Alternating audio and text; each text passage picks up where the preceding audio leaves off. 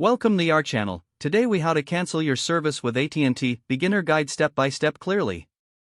To cancel your service with AT&T, start by gathering your account information. Have your account number and the phone number associated with your account ready. Next, visit the AT&T website or open the AT&T app on your device. Log in to your AT&T account using your credentials. If you're using the website, look for the My Account section. Once in My Account, navigate to the Profile tab. In the Profile section, find and select Account Settings. Look for the option that says Cancel Service or Disconnect Service. If you can't find the Cancel option online, you'll need to contact customer service. To reach customer service, call 1-800-288-2020 for residential accounts. Follow the prompts to connect with a representative. Be prepared to verify your identity by providing your account details.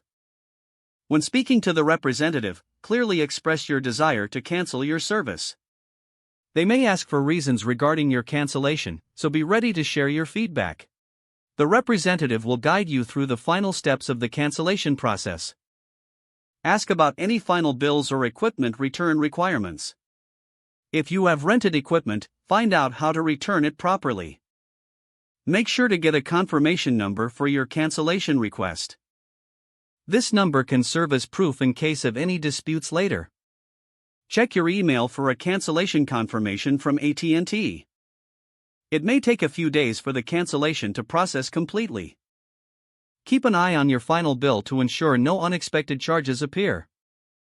If you notice any discrepancies, reach out to customer service again for clarification. You have now successfully completed the cancellation of your AT&T service.